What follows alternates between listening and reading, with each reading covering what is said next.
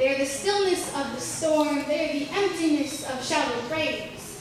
All she left were the words, "I'm sorry," on the bathroom mirror in red lipstick. She said it so many times her body is now bent into a permanent benediction of regret. He wrote 5 drafts of his suicide note, crossed every T, dotted every I. Now they wear self-inflicted scars like roadmaps to their own insanity. It was her palm across the diner table at 3 a.m., her skin like rose petals pressed into submission, smiling. Chapped lips pulled taunt across her teeth, smiling. Telling me that she hasn't eaten in 3 days, says the sound of her body eating her alive helps her sleep at night.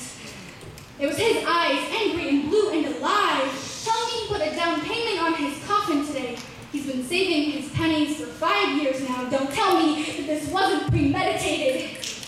It was the way her body vibrated, aching, throbbing in every joint, screaming into herself so loudly her palms shook.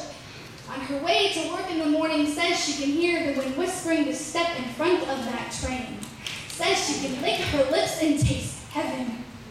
It was the way he wore a crooked half-brim, pours gunshot after gunshot down his throat. Says the sting reminds him of winter time in the Midwest.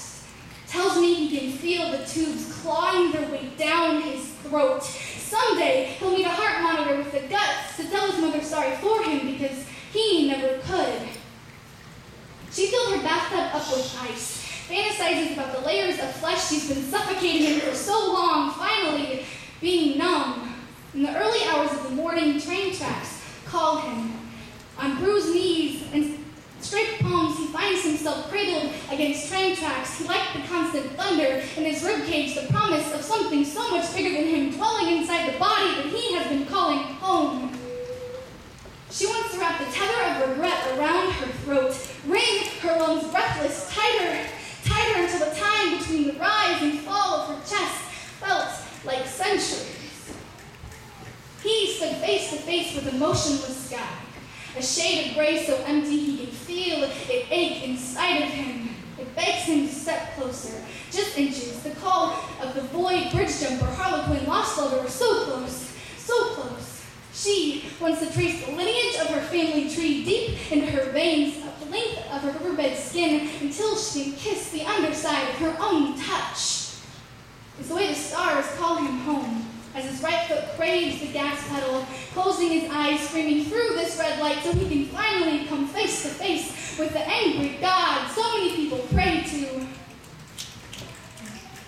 She's holding the barrel of life to her temple. She's walking a boundary built in her blood, neither here nor there.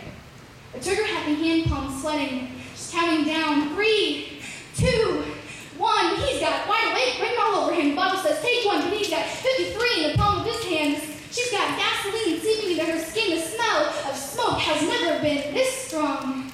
They have been journaling their lives deep into leather-bound notebooks for someone to read. They swallowed their own self-pity, call it poison.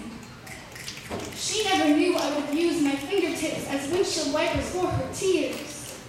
He never knew I would place my open palms against his chest and told him that he mattered, at least to me, in this moment, rash and reckless healing.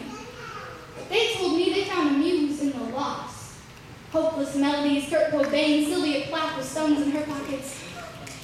Hitler with cyanide tablets and silver-born bullets, and Sexton with carbon monoxide lungs in a padlocked Volkswagen.